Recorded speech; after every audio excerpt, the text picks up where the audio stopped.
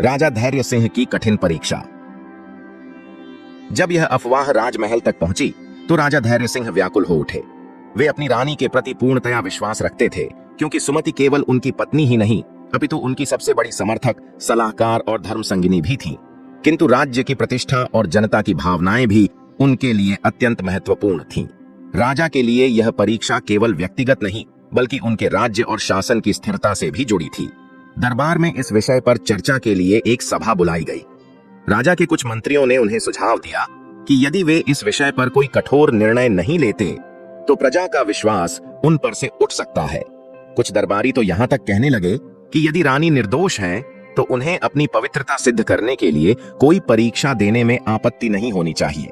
राजा द्वंद्व में पड़ गए। एक ओर उनकी वर्षों की निष्ठा और प्रेम था और दूसरी ओर उनका कर्तव्य और राज्य की मर्यादा। वे जानते थे कि रानी सुमति एक आदर्श स्त्री थीं, किंतु राज्य की जनता और दरबारी इस विषय को लेकर अशांत थे। उन्होंने कई रातें इस असमंजस में जागकर बिताईं, पर कोई समाधान नहीं सूझा। अंततः उन्होंने एक कठोर निर्णय लिया। सत्य की परीक्षा के लिए रानी को अग्नि परीक्षा देनी होगी। यह निर्णय उनके लिए अत्यंत कष्टदायक था, किंतु वे इसे आवश्यक मानते थे। उन्हें विश्वास था कि सुमति की सच्चाई अग्नि परीक्षा में सिद्ध हो जाएगी और तब संपूर्ण राज्य को इस षड्यंत्र का सच समझ आ जाएगा।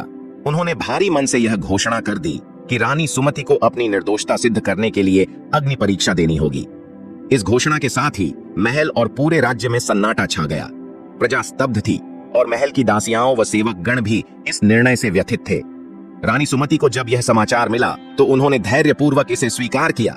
उनके हृदय में कोई भय नहीं था, क्योंकि वे जानती थीं कि सच्चाई को कोई झुठला नहीं सकता। उन्होंने अपने पति पर पूर्ण विश्वास रखा और विधिपूर्वक परीक्षा के लिए स्वयं को प्रस्तुत करने का निश्चय किया।